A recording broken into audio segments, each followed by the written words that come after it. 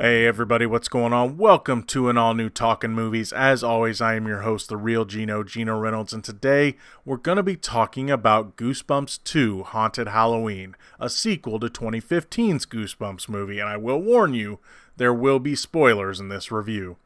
Two teenage friends find an unfinished book of R.L. Stine's, which upon opening it, frees Slappy the Dummy, the villain from the first movie. With the help of one of the teen's sister, they have to put a stop to Slappy's plan of turning the world into an eternal Halloween.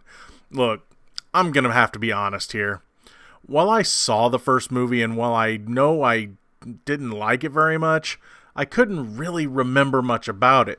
I had to go back and watch my review of it from when I was still doing reviews for the TV station I work for in a segment called The Real Opinion.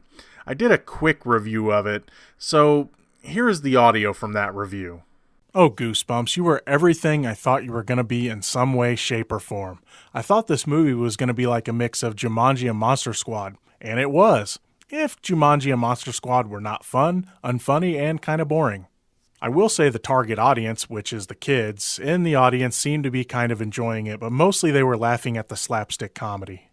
I think those that grew up with the books will go, there's Monster A, something happened, then Monster B appeared, something happened, etc. Jack Black played 3 parts in the film. First, he was the Invisible Boy. Next, he must have studied Jack Black to play Jack Black playing R.L. Stine. Lastly, he was also the main villain, Slappy the Dummy. He put on his worst Mark Hamill Joker impression for this one.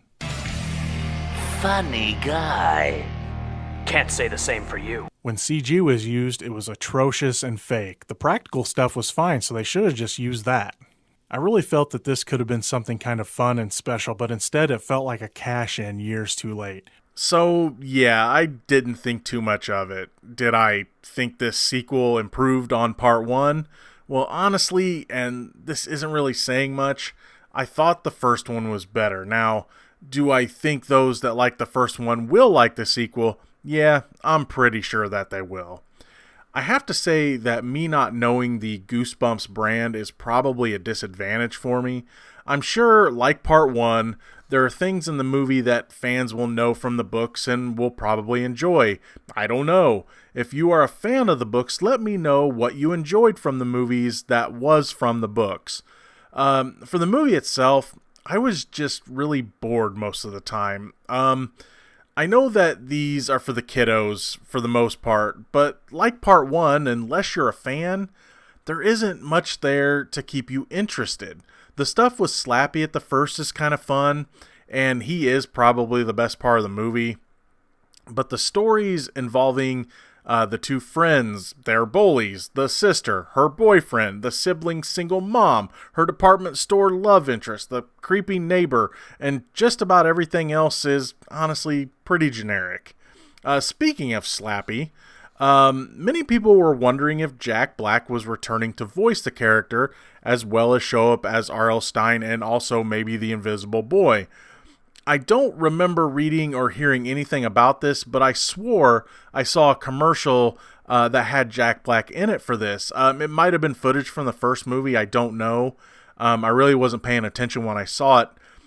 And it turns out, though, that Jack Black isn't voicing Slappy in this movie, but rather his puppeteer, Avery Jones. The thing is, and this is a big spoiler, so still with me? Okay, Jack Black does show up in the movie as R.L. Stine to pretty much do nothing. That's right, Nothing, nothing, except to set up another movie.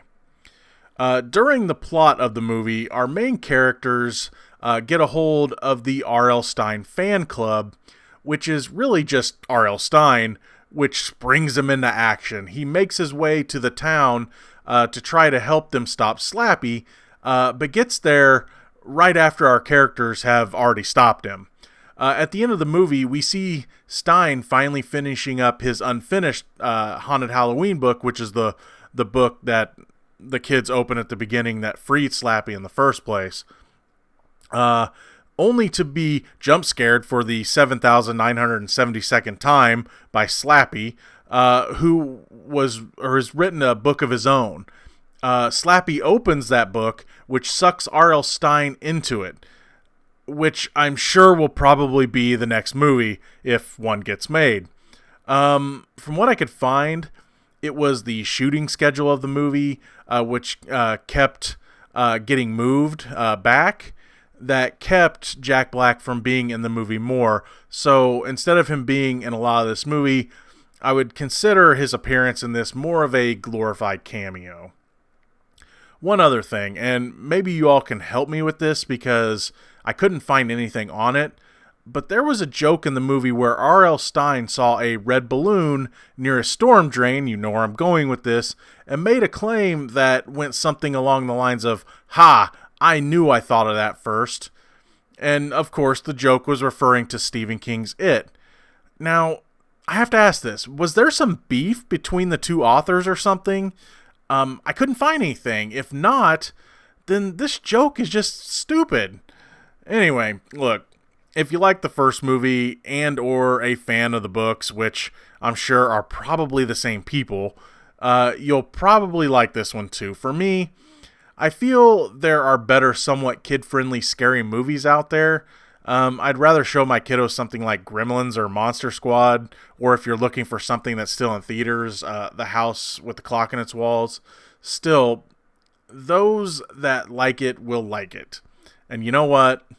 I'm fine with that. I have no problem with that. I understand fandom, and I understand